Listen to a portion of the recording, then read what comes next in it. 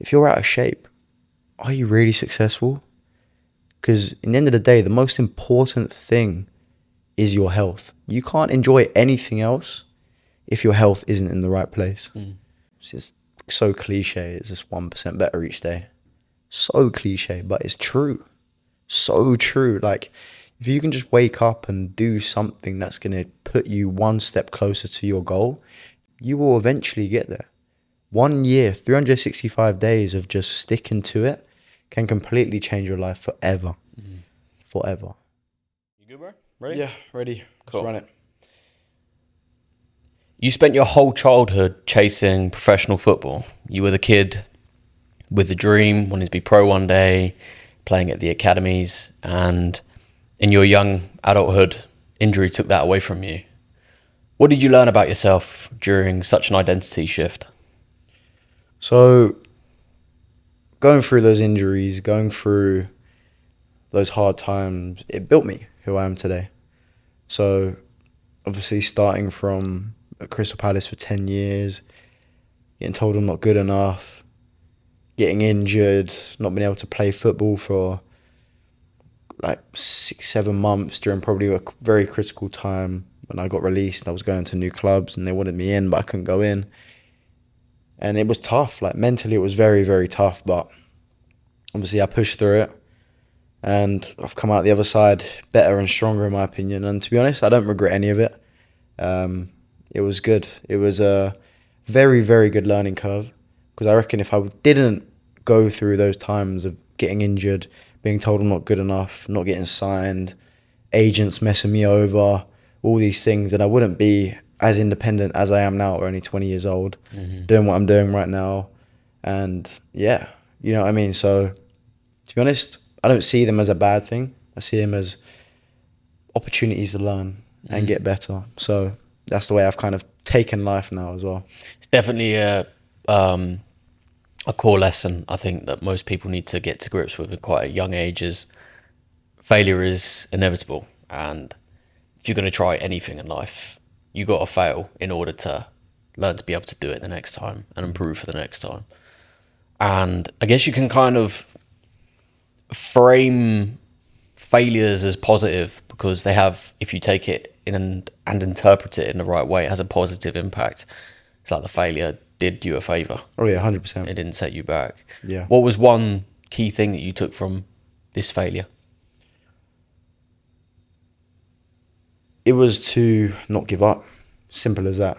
A failure doesn't mean, I mean, everyone says sometimes you've got to take a few steps back to move forward, right? And that's true, but it's also a step forward, right? And that's the way I took it. It was, as you said before, if you take failures as a learning opportunity, I've spent a lot of money in the last year alone just on coaching. Some of it was great, some of it was rubbish, but I learned from that. And I learned from loads of other things. But if you take it in that way and switch your mindset to thinking, all right, cool, that failure actually made me one step better, put me one step closer to where I wanted to be, then you will never lose, right? And you won't give up because of the mindset switch, yeah. You took everything that you'd learned from pursuing that original dream to be a pro footballer and you transformed that into something just as meaningful and purposeful for you. And it's looking like it's doing well for you now. What is that? So obviously, yeah, I mean, trying to be a professional footballer is hard, right? And starting off there is like, I'd say trying to become a professional footballer, sportsman, gymnast, anything like that is probably one of the hardest jobs to do, purely because it's not guaranteed. Nothing's guaranteed, right? If you study, if you train every single day, you go to the gym, you do what needs to be done, you do extras, you do everything, right? You will have a better chance of making it, but all it takes is one person to come in from the side of you and take your legs out and you're done, right? But when it comes to anything else, when it comes to sort of, I don't know, running a business or studying for that exam or becoming a doctor, right? If you study, you do what needs to be done, you put in the hours, you will make it. In my opinion, you will make it, right? And I've seen it, because obviously now I'm doing what I'm doing, running a fitness consulting business, obviously grown my social media to over, I don't know, over 600,000 followers now across all my platforms.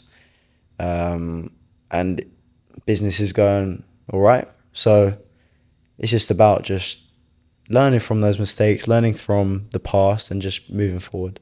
One of the key reasons I wanted to have you on today is, like myself, you're 20 years old. Yeah. And we met the other night at that Nova event, and instantly I just feel like we gelled quite well, because you're someone who I feel like kind of gets it from a young age. And there's kind of there's a revival of young ambitious men. There's a lot of people who realise, like, I don't want to waste my life, I want to get at something and, you know, kind of get to it. And I feel like your kind of mindset and the way you, from what you just said especially, the way you frame negative things, I think that you can do so much if you can learn to frame the bad shit well and see it for what it actually is. And in some ways, I guess you could probably say, and correct me if I'm wrong, that you are grateful in a way for hitting the roadblocks. 100%. 100%. And going back to the point where, like, obviously we're 20 years old. I mean, I've just turned 20, right?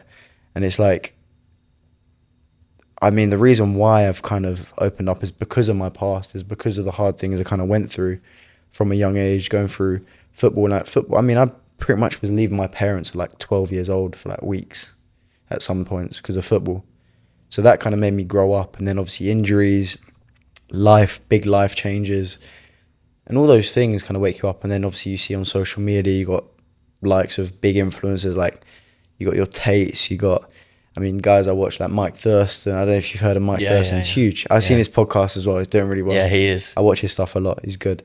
And like, those are good role models. Those are the type of people social media is good for in a way, because social media is good and bad. But when it comes to those things, it kind of can wake you up and push you that bit more, because you're motivated and you're watching role models, and you know what I mean? It's all those little things. Yeah. So it is good. It is really good. I think there's a massive gap in the world today for so many people who are looking for good role models to look up to and people to aspire to be like.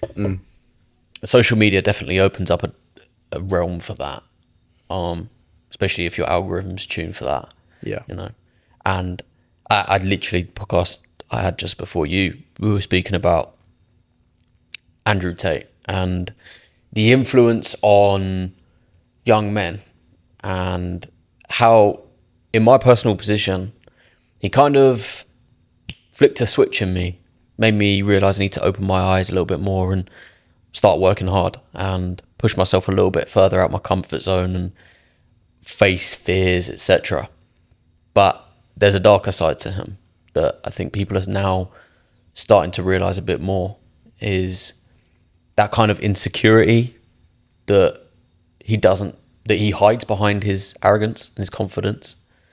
And I think you can, if you emulate a lot of his behaviour, it's good, but it has to be true, it can't be faked. Yeah. No, of course. I mean, some of the stuff he says is definitely like, I'm against. I don't agree with it. But when it comes to like taking risks, taking that first step, starting that business, going to the gym, looking after yourself, routine. What else did you say? Like, if you want something, go and get it. You know what I mean? Like, those are the stuff that I can 100% agree on, because I've done it. I mean, I'd say in the last year, from this time last year, I mean, let's say, pretty much this time last year, I've gone through a huge transformation in the last year alone. Yeah. Purely because I just started.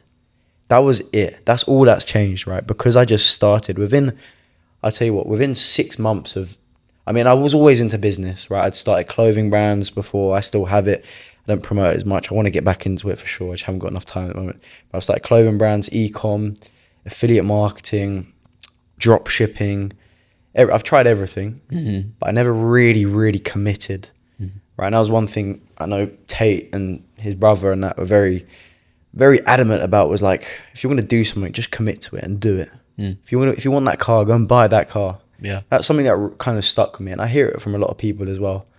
And you know what? I invested in my first mentor to help me with my coaching business at the time, because I had a large following. and I loved fitness. It was a huge passion of mine. But what he did was he just gave me the tools I needed to kind of just get it off the ground, market it properly. And then from there, I've transformed so many lives, and I love it. Like, it's something I absolutely love. But yeah, I mean, from the Tate thing, it's like, yeah, it's just about starting. And the last year, 12 months have been a huge, I've grown up so much. I can tell. I mean, I grew up quite young anyway, but starting this business, traveling, going to Miami, doing these things, meeting these people, bro, have been like mind-boggling. Like, I would not be here right now if I didn't. You know what I mean? Like, we met at Nova Group. The reason, I don't even know. Obviously, I know Jerome met X, Y, and Z. You know what I mean? So you kind of networking. And I with networking as well, I mean, that's a whole nother topic we can talk about. But networking's great. Obviously, you still need to build yourself up. The reason why I'm on this podcast today, the reason why I met Jerome, the reason why I met Jay and I'm close with them guys now is because I built my social media from when I was 16 when I started. Yeah. If I didn't have 400,000 followers on TikTok, 200 on Instagram and X, Y, and Z, I wouldn't be anywhere where I am today, right? But I am because I just started. It's like the start is always the hardest bit. It's not going to get any harder. Oh, exactly. Having the ability to, and the initiation and the initiative to just go, I'm doing it.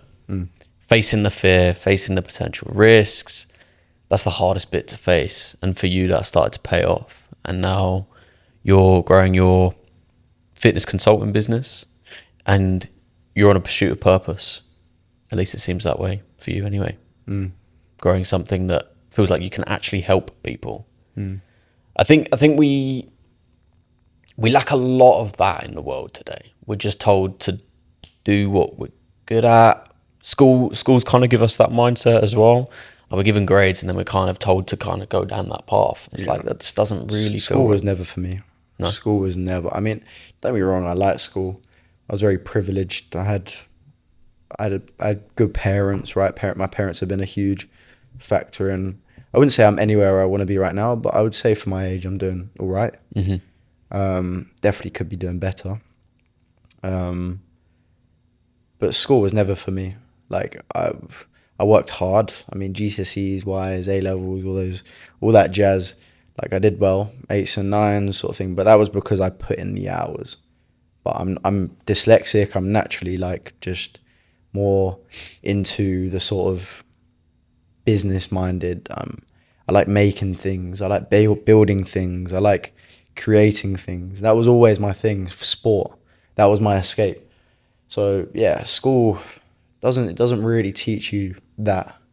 I taught myself all of that since I left school. Since I left, and to be honest, I haven't thought about going back to school, uni, anything like that since I left, because I knew this is what I wanted to do. And to be honest, bro, I've learned way more in the last year and a half than I think anyone studying business have at uni for the last 5 years have. I think it's a common misconception as well, that what you just said that right there, that last year that you feel like you've learned the most. People think that the whole aim of something is the final bit. Yeah. But what a lot of people don't realise is when you get to that final bit, it's not a final bit. It's not a made it moment like you thought it would be. There's a great book, actually, The Alchemist by Paulo Coelho. Oh yeah, I've heard of that. Brilliant book. But the whole moral, basically, the story is he's travelled this far to go find his treasure. And what he learns right at the end is the treasure wasn't actually getting to the place where he thought his treasure would be. It's the journey along the way. That's the thing that he took from it all. And you know, you can have your goals and the things you want to achieve in life, macro aims, but it's about the little micro aims, Enjoying the process. Yeah, exactly. Trusting the timing. That's my saying. Trusting TTT. So that's like my brand. TTT. Trust the timing. That was like my clothing brand, everything. But it's the same. Like, trust the process. Like you were saying there. Enjoy the graph. Like, you setting up all these cameras before this, right? Like, you're gonna look back at this and be like when you've got your own studio and you've got your own team back, hopefully like in the next year or two, bro, hopefully this podcast blows up. But like you're gonna look back at it and be like, damn, look at the days I used to like have to borrow Jack's phone, you know, to record the full thing. Now like I've got a whole camera team, and like I've got my cameras This are is a worth great 2 angle. grand. Exactly. But that's the thing, like you'll look back at it and you'll smile. And I look back at some of my stuff and I'm like, when I first, like something popped into my head, like when I first set up my first ever business bank account, bloody nightmare. I had no idea. But I tell you what, those 2 days of sorting it out taught me a lot. Got an accountant, got this. He told me to set up a Revolut. Took me 2 seconds. I was like, what?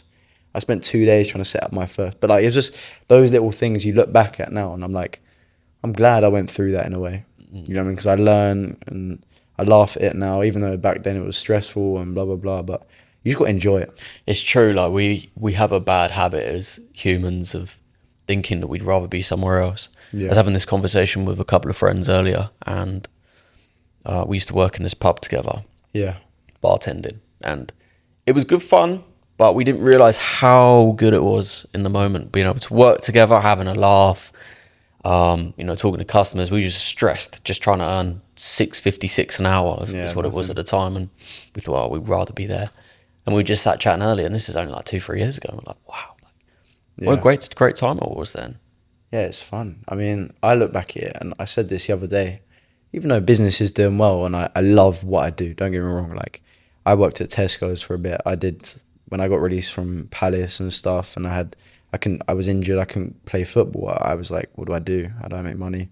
Had my social media at the time, but I wasn't making anything from it. So I worked at Tesco's. I played drums as well. So I started teaching the drums, had a few students, love that. But I look back at it and I was like, I was happiest then in a way. Probably not at Tesco's, that's a lie. Like, not at Tesco's, but I was pretty happiest when I was making like, sounds good, it still sounds good now, like £30 an hour I was doing with my coaching drums. But back then I was like, I had 1 or 2 students, but I loved it. Like, I really enjoyed it. And I love what I do now, but money doesn't always mean happiness in a way. The more you make, it's just the process of making it. That's what I enjoy. I enjoy waking up every single day and putting in the work. And that's what I even say to my fitness clients. Like, this is the same thing. This goes for anyone, right? If you're a business owner, trying to get healthy, trying to get fit, trying to get in shape, is just enjoy the process, right? I've got clients who life has completely changed. I mean, I don't even have to tell them to do anything or message in the group chat or whatever, but they still do because they just love it now. And that's purely because they just started enjoy. They understood what I was telling them, and they just took it on board and started enjoying the process, and they loved how it made them feel. And then from there, that's how they're still seeing success now. Do you think that someone needs to learn to enjoy the process to be able to achieve the goal? 100%. You can't make anything. You won't make it in life if you don't enjoy the process and trust the timing. Because without that, and that's a huge part of a journey. That is the main part of the journey. The end goal of maybe whatever, supercar, that house, whatever, that's just a small part. That's tiny. So if you want to get there, you have to enjoy the process first. And it's like anything, right? It's like you want to become a professional footballer. I spent years, I trained 5 days a week, every week since I was the age of 6 years old. I still pretty much do it now because it's just a habit of mine now. But from the age of 6, I trained 5 days a week, football, pretty much every single day. And if I didn't enjoy it, I never would have got as far as I am now. But because I did, I made it very far. And I've got friends playing in the Premier League now, and they love football. Like, they would finish training, come to mine, or hit gym and kick a ball again. Like, they don't have to, it's their job, but they go and enjoy it, and that's why he's made it so far. So yeah, you have to, otherwise you're not going to make it anywhere. There's a American fitness influencer who people say is the David Goggins before David Goggins. He's brilliant. His name's Greg Plitt. I don't doubt you've probably seen his videos somewhere. I think everyone knows his face, but they don't know his name. If you're watching, look him up, you might recognize him. But Greg Plitt had this wonderful quote I heard the other day. If you want it bad enough, you'll find a way. If you don't, you'll find an excuse. And it's almost this notion, the want has to be strong enough. If the want isn't strong enough, almost anything is going to stop you along the way. The want and the why. I think they come hand in hand. I mean, what was the quote you said again? If you want it bad enough, you'll find a way. If you don't, you'll find an excuse. I live by that. I literally live by that, because if you don't want it enough, you're never going to make it. And I believe that if you always try and find answers, and I literally said it yesterday to someone, I think it was one of my mates, I said, you're going to make it, but you just have to keep finding answers, trying to find answers. Actually, I spoke to a guy, Yusuf, I had him on my podcast. He owns a software now, doing really well. Mm-hmm. I think it's called like Trackio or something. Really cool. I know a lot of guys using it. It tracks like YouTube software and everything. Anyway, I had a good talk with him after that podcast, and one thing he said to me was just keep trying to find answers. That's been my life anyway. Before he told me that, I used to do it anyway, but when he said that, it stuck with me, because if you just keep trying to find answers and keep trying to move that ball forward, you will get there eventually. The reason why 99% of people, 99.99999% of people don't make it is because when it gets too hard, they quit. Mm. And that's why people don't make it. It's because of that simple thing. They stop trying to find answers. It's what differentiates those who are successful and those who aren't, isn't it? Is the ones who made it just didn't quit. And it's the most seemingly simple but difficult thing to come to terms with. Because when you think about it, saying that and understanding that is very simple. Just don't quit. Simple. Just don't give up. When it feels like you want to quit, don't quit. But when you're in the moment and you're going through the motions and everything seems like it's going wrong, you don't see a future for it anywhere, your body's screaming, get out of this, your mind's screaming, get out of this. What keeps you anchored in a mindset that still strives for greatness? My why. That's number one. Why I started. I even do this with my fitness clients. I make every single one of them who join, the first thing I do is to get them to write down their why they wanted to start this fitness journey, why they wanted to get in shape, what would happen if they don't get in shape, the negatives. I want them to write that down. And if your why is not strong enough, let's say, if your why is only to get that supercar, then you're never going to make it. Right? I mean, my why is different to someone else's why, but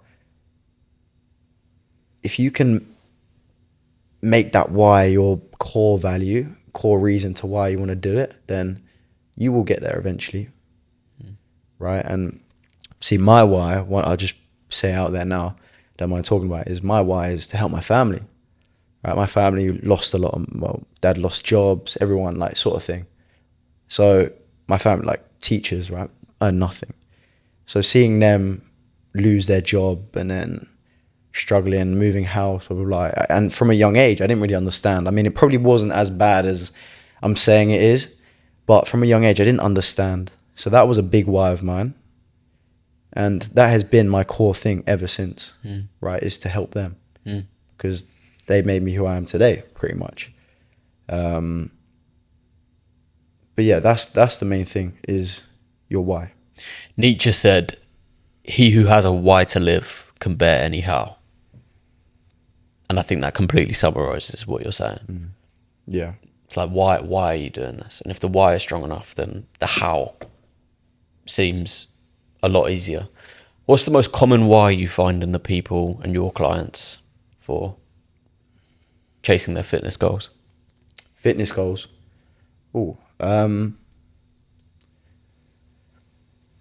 The biggest why that I see in my fitness clients, and I get everyone to fill out a survey when they join, and the biggest why is, it's most internal, right? A lot of it is internal. It's for themselves to feel proud of their own body, to feel confident again, right, to like the way they look. Because you could be the most successful person. You could live in a mansion like where we are now, pretty much. But if you're out of shape, if you wake up every single day and look at yourself in the mirror and you do not look like the way you look, then are you truly successful? Mm. Are you really successful? You've built, don't get me wrong, you might have made millions here and there, but if you're out of shape, are you really successful? Because in the end of the day, the most important thing is your health. You can't enjoy anything else if your health isn't in the right place. Mm. So that is probably one of the biggest things, is their why is to obviously be more healthy, but to also respect and like the way they look. Mm. And you find it as well when you respect yourself, and I've seen it as well.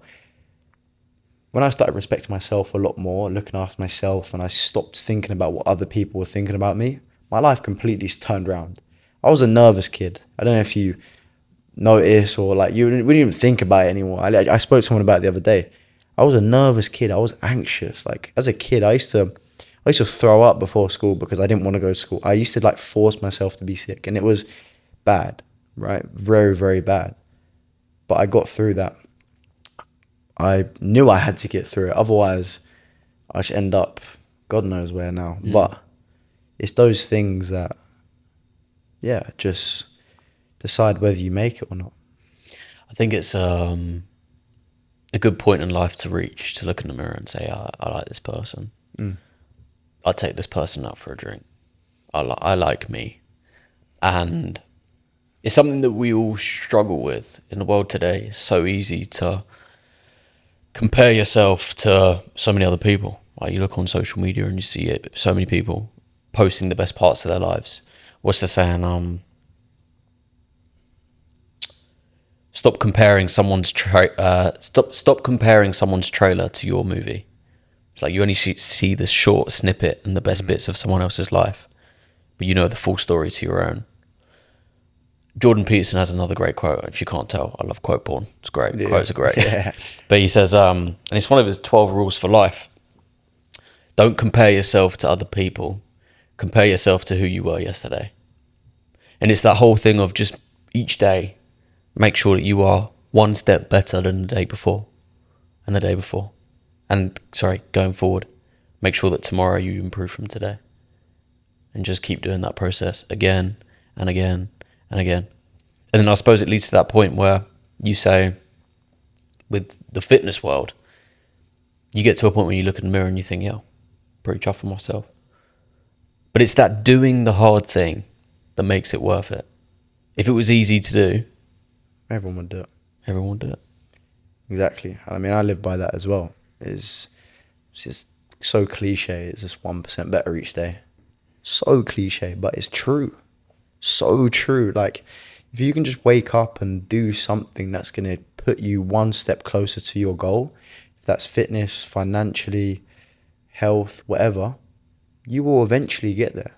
1 year, 365 days of just sticking to it can completely change your life forever. Mm. Forever. Right? When I first started social media and my businesses, I just stuck to it. I didn't know where I was going. I didn't know my plan. I didn't know what I wanted to do. Well, I did know what I wanted to do. I wanted to become a professional footballer. But if that didn't work out because I was injured at the time, I knew I wanted to get into more of the fitness space because that was another passion of mine. But I didn't really know how I was going to do it. But I just stuck to it every single day. The way I saw posting content was like every post I put out is a lottery ticket, because that post could blow up. That post could get one of those viewers who buys my product. That post could bring in that brand deal that I've been looking for. Mm-hmm. So you never know. So that's why it's like 1% each day. And if you do that and you start seeing results, especially with your fitness, that's where it turns into discipline. And then that's where your motivation becomes unlimited. And I don't know if you found it before, if you've had a good clip or something do well, or let's say you win, all of a sudden you want to win again. Your motivation spikes, right? And you want to go again and again and again. But then when you lose, everyone just loses it. They're like, oh, I can't be asked. Mm. But when you win, everyone's got motivation. So Mm. that's what separates the winners and the people who do well compared to the ones who don't do well, is the ones who do well or the ones who stick to it even though they might not win that day. But they just keep pushing along. They keep trying to make it work. And that is literally all you need to do to win with anything, is that simple thing. How important do you think it is to have a plan in life?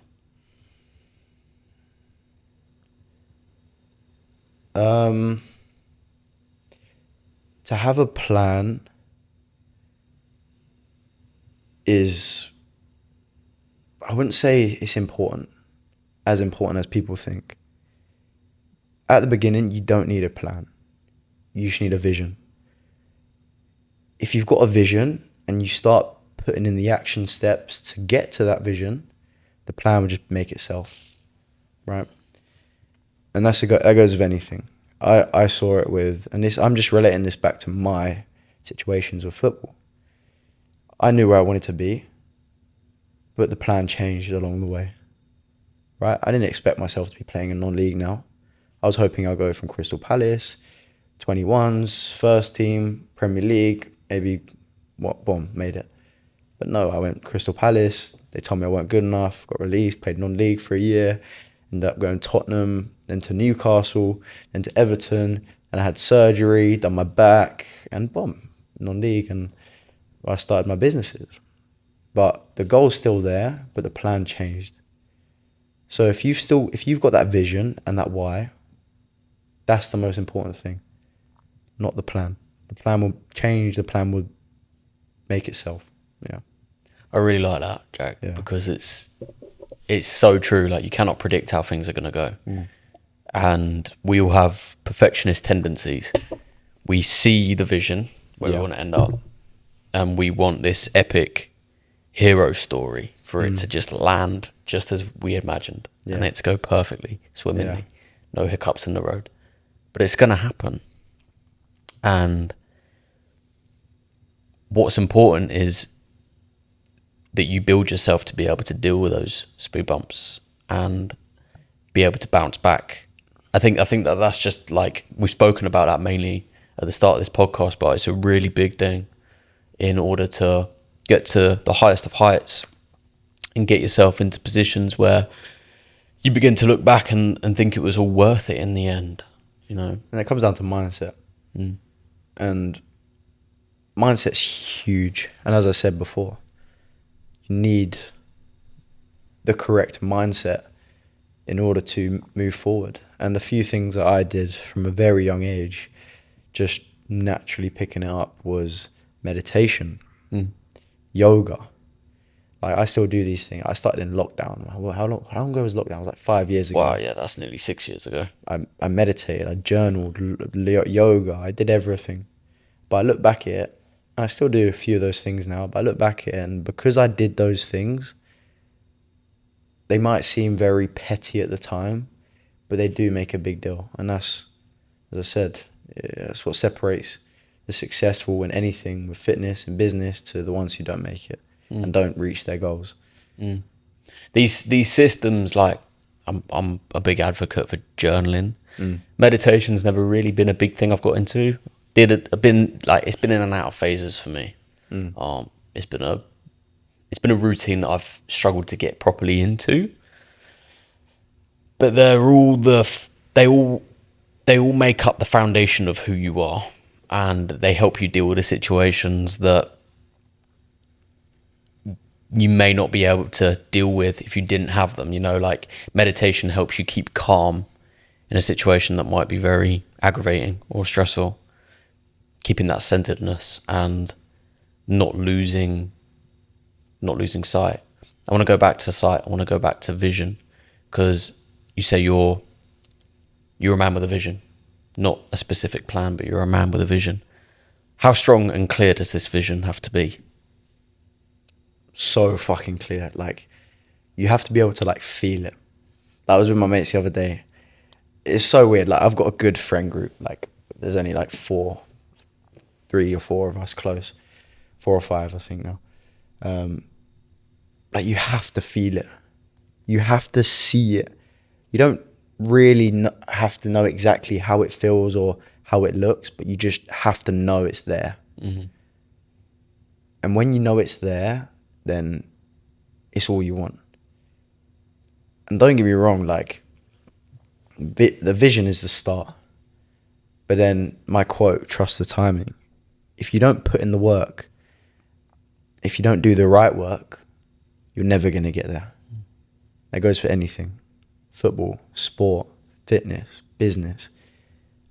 I spent years trying to figure out how to look after my family, how to do this, how to do that by myself. I didn't really know what to do. I did YouTube, and sometimes it worked, sometimes it didn't. But as soon as I got the know-how, I paid for someone to help me. I didn't have much money at the time. We had like £350. I had to borrow money to pay for the course. But I knew I was going to make it work because I had that vision. And I did. I made it work. And yeah, so if you've got that vision and you can feel it, you'll get it. You will get it. And the plan will just fall into place itself. But you also have to be doing the right thing. Because you could guess for the next month, 2 months, few years, and never make it. That's the way I thought back in the day. I thought, if I want to make a business, it's going to take me 5, 10, maybe 20 years because I'm just going to be guessing the whole time. Mm. And that's what I'm saying. This last year has been a huge learning curve for me because I've realized it's almost pay to win in a way. Obviously, you can learn for free if you've got the right people around you, which is half the battle as well. Yeah. Then you will get there. But if you want to speed run it and learn quickly, then obviously you might have to pay for it. But yeah, if you don't know what you're doing, then educate yourself first. It's this whole thing of how are you going to get to a place you don't even know where it is. Another great quote. Yeah, it's good quote. Seneca says, if a man knows not what port he sails to, no wind is favourable. Say that again. If a man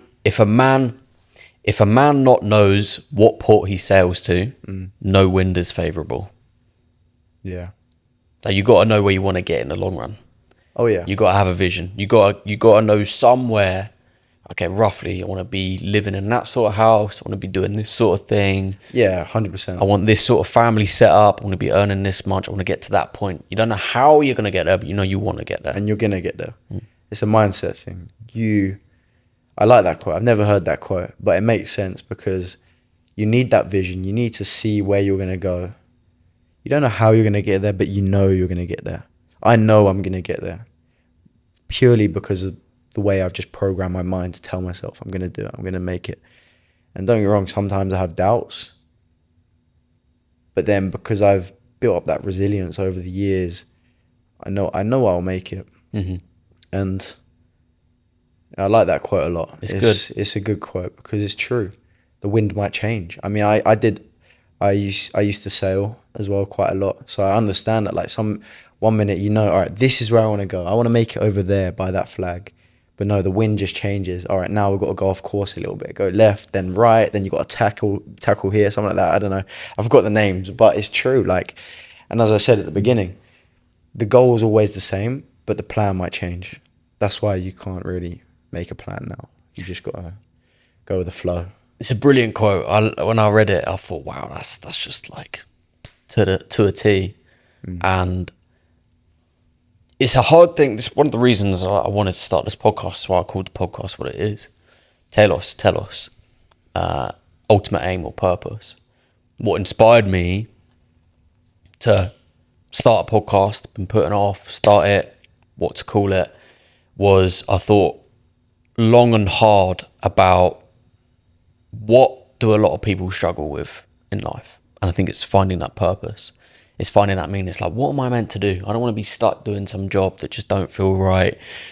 I don't want to be forced into working somewhere that I just don't want to work, owning a business that I don't really want to own. Maybe it's like a family setup or whatever. And it's one of the most paralyzing things confronting the fact that time is ticking and you don't even know what you want to do with your time. And it's just going to go. It's the only currency we have, and there's a very finite amount of it.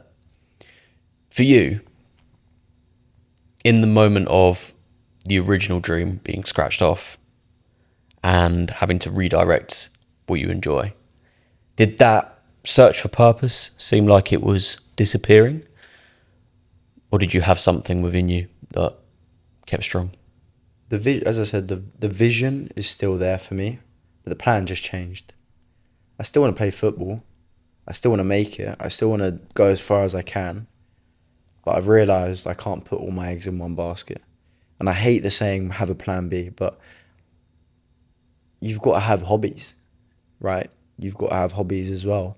And just going back onto your point about time, because that is something that really winds me up, is when I speak to someone who's in their 30s or 40s and they go, oh, you got loads of time. That really, really annoys me, because if I had that same mindset, I'm going to end up where they are. Yeah. I'm going to end up exactly where they are. And I do not want to end up where they are. Mm-hmm. And that's something I live by, is don't waste your time. Like, do not waste your time. Because time is one thing you cannot get back. If we go back into the past, all right, great. But we can't, right? Time is one thing you can't get back. So spend every second of every day as wisely as possible. Because if you do that, you will literally become part of the 0.00001%. I can guarantee that. I'm not there yet, but I know that's what you've got to do in order to get there. To spend all my time wisely. Right, on the way to your podcast today, obviously I was on the train to get here, had my laptop, was editing on the train consistently. I'm in the car, driving to the station, I'm on the phone. You know what I mean? Obviously you've got to have a break sometimes, mental switch off, but I hate wasting time. If my client's got to sort something out, I'll get that done ASAP, right? I'll get that done for them so they're happy, I'm happy, I've got it done. Yeah. You know what I mean? If I can save my time by hiring a sales manager or someone to sort out the back end stuff, I will do that, because time is your most valuable asset. And the more time you can save, the more successful you'll be. And I've noticed that in the last year. Yeah. I think utilizing your time correctly and efficiently is very important. I said this to a friend the other day. I said, like, why do we laze around? And when you actually think about it on a instinctual biological perspective, we are programmed to want to save our energy for a time when we might really need it, like running away from a predator. Yeah. Or we spot a piece of prey and we want to eat that. There's our energy, we still got it. But we don't need that anymore. Yeah. And when you wake up, you have a certain amount of energy from the day. Obviously, that depends on diet and stuff. We can go into that. But use that wisely. Use it all. You want to get to a point where you cannot keep your eyes open at night because you're so tired from a long day. Yeah. But also, you cannot wait to wake up in the morning and see what the day beholds. Exactly. And obviously, that is a huge point, is waking up with a leap in your step, knowing exactly what you want to do that day. But it also comes down to your plan and schedule. Like, you need a schedule. I'll be honest with myself right now. When I left, this was a big change in my life. I can remember it very clearly. This was a few years ago now. When I left schooling system, when I stopped doing that, I didn't do it anymore. I went full time with what I'm doing. I was lost, bro. I didn't have, because I had no structure in my life. I went from waking up every day at 6 a.m., editing a video or revising for school, whatever A levels, to then going to school from 8 to 4 p.m., coming home, edit up another video, go training, boom. When that was all gone, it killed me, right? So that's why one way to maximize your time as much as possible is to plan. Have a schedule. I go on my phone now, right? I look at my plan. I've got my Google Calendar set up for tomorrow already. I know exactly. I've got meeting here, meeting there, training here, training there, right? Like, I know exactly what I need to do. I even put, like, our podcast now, it's in my calendar. You know what I mean? It's all in my calendar. I know exactly what I'm doing at this time. And that is how you maximize your time and become as efficient as possible. And efficiency is a whole other topic we can get onto. But when you become efficient, everything else starts falling into place, right? You get to where you want to get to a lot quicker than you think because you're doing the things that actually need to be done, right? There's some things you can do later. If you can do them later, just do them later. Or I forgot the saying, it's like hire, automate, or replace, or something like that. If you can get someone on board to do it, pay them. Or if you can automate it, get it automated. If you can push it back, right? Just do what needs to be done now. Do the most important thing now, and that's how you become as efficient as possible. Prioritizing, putting things in lists of priorities. Exactly. Looking at it and thinking, this is a do now, this is a do next. I got this app on my phone, it's a good app, Todoist. And you just punch a load of things. You think, right, this is what I need to enter it all. That's good. Then you can see it all, and then you can think, right, highest priorities, these things. Yeah. Next priorities, these things. Put it on these days of the week. Yeah. It's a good app. That's I'd good. recommend it. Have a look Todoist. after. Yeah. But yeah, no, planning things is separate to the plan that's associated with the goal. Go on. But next day planning is It's huge. it's vital. Waking up in the morning and think, right, today I want to do this and go through with it. This is another really big thing, in my opinion, is sticking to your bloody word. If you make a word to yourself, I'm going to do this today, do it at all costs. Yeah. Because you are the one person in your life that you spend the most time with. And if you don't earn the trust and respect from yourself, Yeah. you're going to get stuck in a pattern of keep letting yourself down. And I see that with people in fitness. I have guys who come to me saying, like they've got the money, they've got this, whatever, they've got the money to invest, they know they need to do something about it, but because they've tried so many things and they never stuck to their word, they lost confidence in themselves. And because they lost confidence in themselves, they feel like they can't do it. They're afraid to work with someone else because they think they're just going to slack off again. But once you get past that and you start seeing results, that's where the discipline comes in. That's where the excitement comes in. And that's why I say it's like, stick to your word. I mean, I think it's just an honor thing as well. If you're a man and you don't stick to your word, then you're just like, you're letting yourself down. You're letting everyone else down around you. Right? That's one thing is, yeah, you've got to honor what you say and you've got to stick to it. And I like that one. He said is you are who you spend the most time with. Which is true. There's so much conflicting fitness advice on social media today. Why is that? There's so many opinions. I fell for that trap back in lockdown. There's opinions on this, there's opinions on that. But everyone's body is different. Your body's different to mine, my body's different to yours. Your body's different to the guy who had on the podcast earlier. You know what I mean? So by you going online, typing up, what is the best way for myself to lose weight or burn fat or build muscle, you're going to get the opinion of that person who went through that transformation or transformed someone else.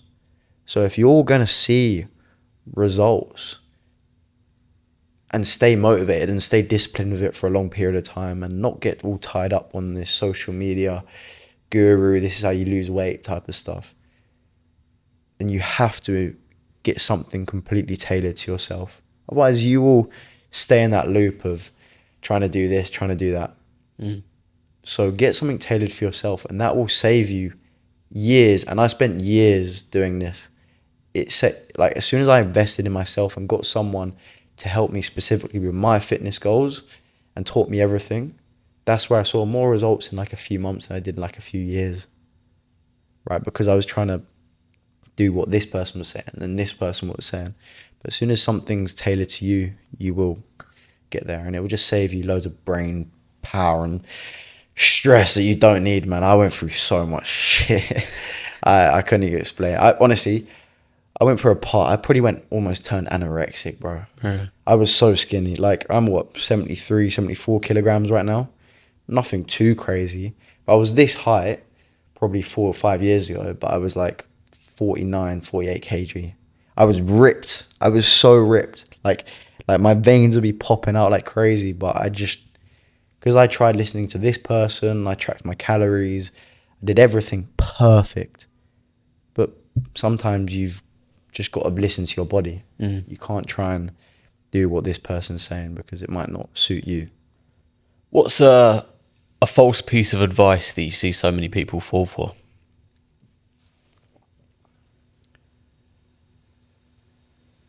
Track your calories every single day for the rest of your life.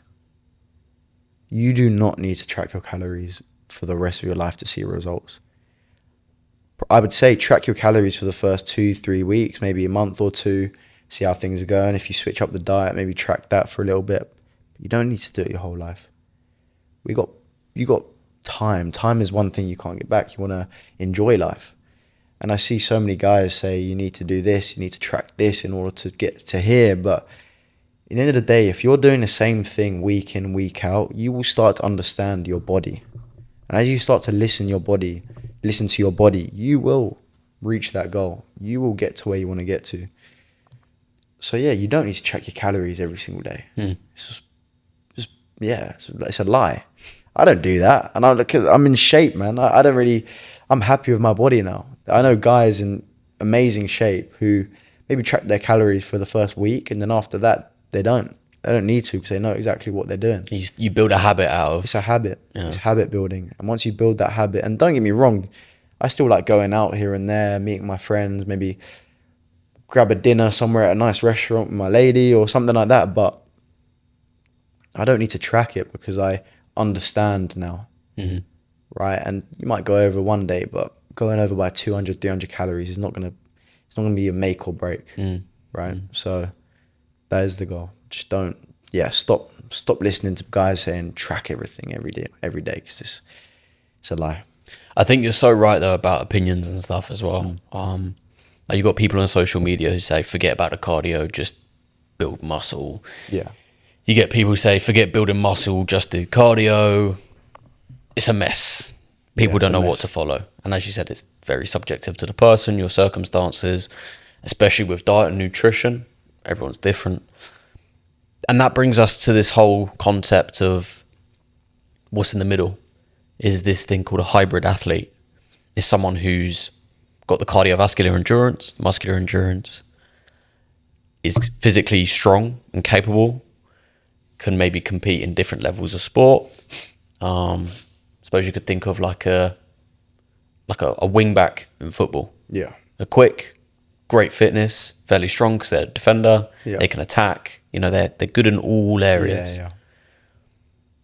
In your fitness coaching industry, what is your best piece of advice to help guide people towards that hybrid athlete ideal?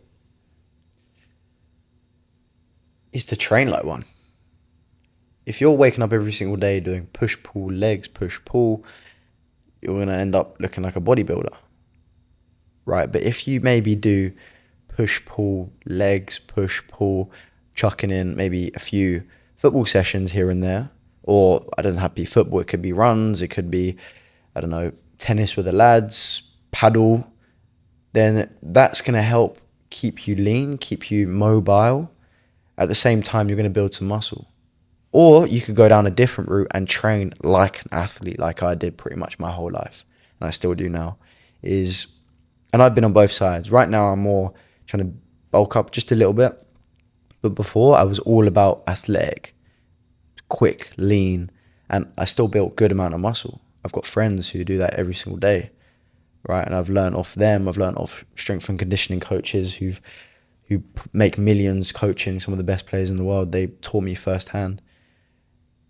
So if you are trying to build that athletic sort of hybrid athlete physique, is train like a hybrid athlete. It's as simple as that. We can go into detail about it, but if you want to be a hybrid athlete, just train like one.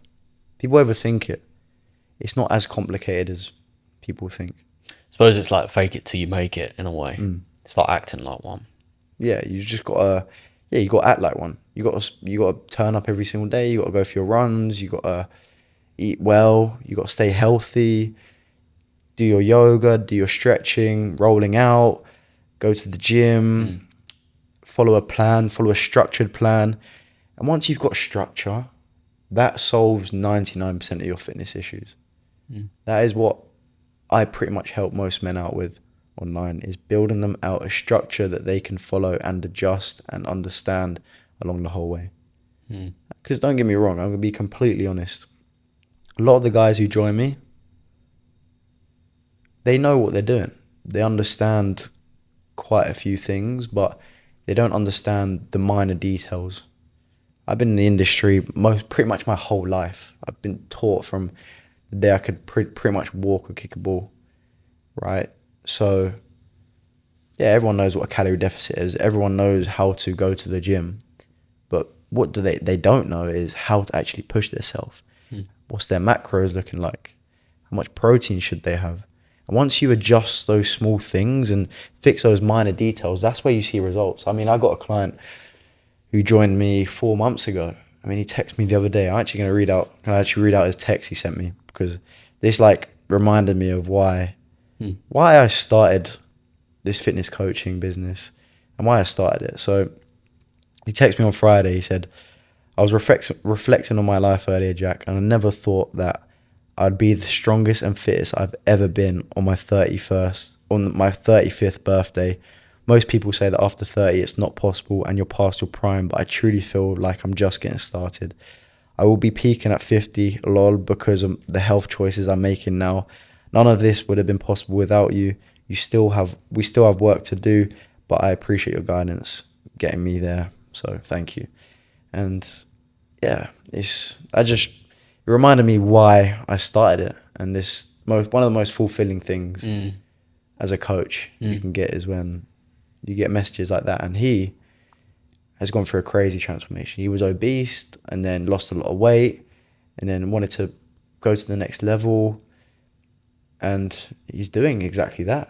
He's absolutely smashing it. And get messages like that just makes my day. You know what I mean? So it's brilliant. People see the life you've lived and the physique you're in, and they want that, and that inspires them. You're obviously a young lad. You're 20. You're probably at the peak of your energy and all of this kind of stuff. But then reading out that sort of example there, a man who's in his mid-30s, Yeah. seemingly for him, who wouldn't be able to turn it around and be able to find the rails again and make something out of it. For someone who's maybe even older than that, feel like they've wasted so much of their life already and they're looking to bounce back and find some meaning and feel young and alive again, what would be the first thing that you would say to that person if they were to approach you? Your mindset is the reason why you're not where you want to be. Because I've got proof. I've got proof inside my community. I literally have a client who messaged in my group today saying number one, he hasn't seen his abs in the last 30 years. He's in his mid-50s. It's the first time he has seen his six-pack in the last 30 years. He even put a message in the group chat today, which made me laugh because it's like, how many 55-year-olds can say this, right? It's great. So he's like doing some recovery stretches and suddenly you can see his cheekbones again, right? And he's put I don't want to show the photo, but he put it like in the mirror. He's put a photo in the group chat of his jaw like smiling, but like it's a mindset thing. And then him as well. I'm not gonna name his name, but he came to me with a goal, with a vision, like we mentioned before. He followed what I was telling him. He stuck to it. He stayed consistent. He started enjoying it. And that's how he's completely transformed in the last 9 to 10 months with me. What are your 5 best tips for someone looking to lose weight? Number one, consistency beats perfection. Number one. Number two is obviously the simple calorie deficit. Right. Track your calories for the first 2 weeks. Just do 2 weeks. right? I read a study the other day. A group of lads, they didn't track, well, they tracked their calories every single day. They ate what they want. But because they tracked, they ended up losing weight. They all lost like between 5 to 10 pounds over a 3 month period, just eating what they normally ate. But because they tracked, naturally they just ended up losing weight. I don't know why or how, but the study showed. So that's point number 2, is start tracking, not forever, but just for the first phase, just to understand what you're eating. Number 3 is start doing some sort of aerobic exercise. And it doesn't have to be running. Does not have to be running. You don't have to run to lose weight, right? That could be in the form of swimming. That could be cycling. That could be playing badminton. That could be paddle, right? I know paddle is like the big thing at the moment. So if that's what you like to do for cardio, do that, right? That's number 3, correct? Number 4, I would say, is get into weight training of some sort.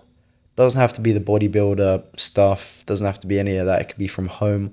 I started my fitness journey from home. The first 1 to 2 years of my journey was, when I started taking it seriously, was all at home. Mm-hmm. And what that does is, as you build muscle mass, as muscle mass increases, your metabolism also increases, right? And so at rest, you'll be burning a lot more calories than you would be normally if you just had fat on you, because your body needs to undergo ATP. So obviously breaks down. I'm not going to go into all the nitty gritty stuff here, but what that helps is you just burn more calories at rest. So your metabolism increases, which is what you want if you're trying to lose weight. Simple as that. And obviously as you lose weight, you've got a bit of muscle to show for it, which is great. And then number 5, what would I say for number 5? Is it lose weight, the question? Yeah. Number 5 would just be to enjoy it. Just, like I say it to everyone, is smile. Like, enjoy it. All right, you gained 2 pounds. Let's have a laugh about it. Let's go and burn it back off. You know what I mean? Christmas has came. We gained 3 pounds. Oh no, but you know what I mean? Laugh about it and get back to it. You know what I mean? And that's the mindset we need. That's the mindset you need to do anything in life. A habit missed once is a mistake. A habit missed twice is the beginning of a new habit. I know. I like that saying. It's good. Because I think a lot of people experience that after Christmas. Yeah. It's like, you did so well last year, and then Christmas is the period where everyone starts drinking a lot, eating a lot of food. And then you think, oh, I'm going to get back to it in the new year. And But they get guilty. They're all guilty. They're like, I did all this. But with every single client that I work with, we work through a thing called banking. So you bank your calories before Christmas comes. So let's say Christmas, you're going to be eating, let's say 3,000 calories, 3,000 on Christmas Day. Leading up to Christmas, over that week, let's say you bank 2,000 calories. Let's say your maintenance is 2,000, right? We bank 1,000. We have 1,500 on Monday, Tuesday, and Wednesday and Thursday. Friday's Christmas. So over those 4 days, we've banked 2,000 calories to go and spend on Christmas Day. By doing that, right, you'll probably lose a bit of weight.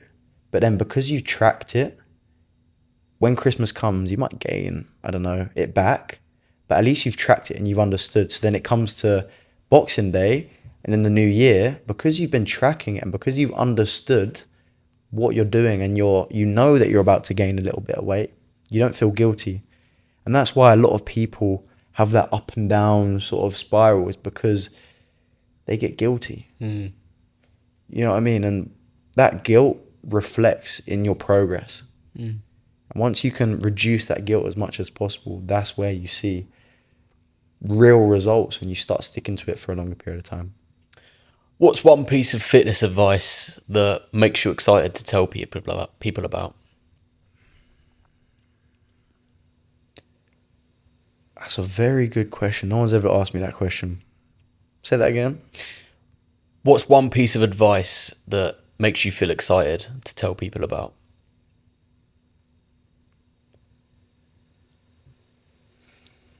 Excited to tell people about.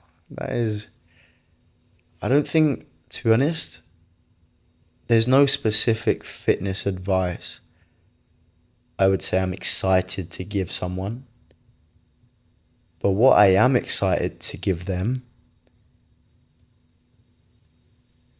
is the enjoyment and what comes out of listening to the fitness advice that I'm giving. Mm-hmm. Because for example, I've met up with a few of my clients and we went for runs. We did these hard exercise routines. During it, it was bad. Like they were like, oh, Jack, I can't do this. No, you can do it. You can do it. They go, they stick along, they do it, they push themselves. And at the end, they're like, Jack, that was amazing. Mm. And that's what I'm excited to give them. Because you know how good it feels. Because I know how good it feels.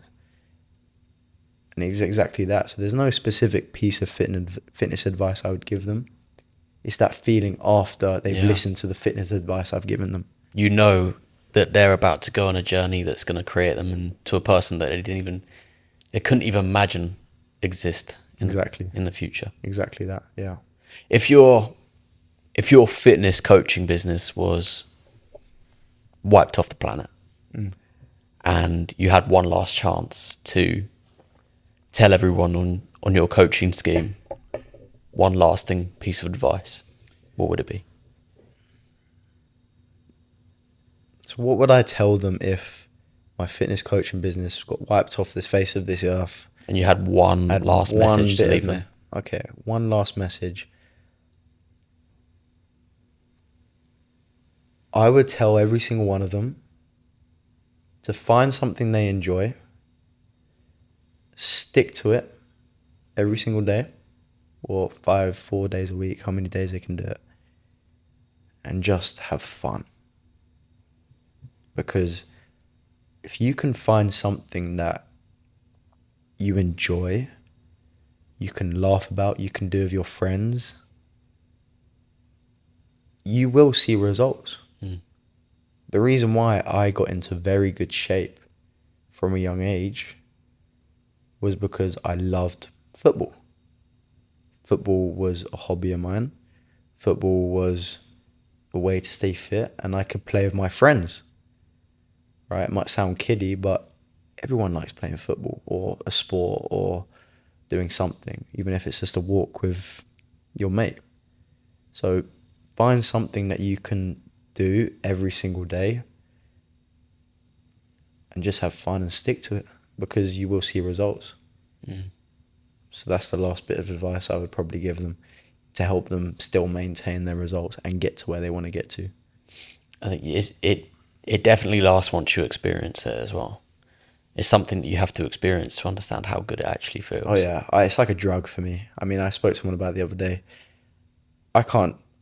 I feel rubbish if I don't go to the gym or I do something in the morning. And that was a big issue of mine at the beginning. I used to always overdo it. Back in lockdown, people used to gain weight. I went the opposite way. I lost the weight. I lost a fuck ton of weight. And it was bad. As I said, I looked anorexic in a way. But that's because I was addicted to it. I absolutely loved it. But since then, I learned to balance and realize more is not always better. There's always a balance. So yeah, that's something I really learned there. So yeah. Going forward, what can we expect to see of you on your socials? Going forward, what can you expect? Honestly, anything. I mean, the main thing is obviously fitness, but I'm always coming up with new ideas. That's an issue of mine. Is like I always have like a new thing I want to do for my clients. I want a new business opportunity, new business idea. The main thing will be the fitness. And YouTube. You know what? YouTube is going to be a big thing.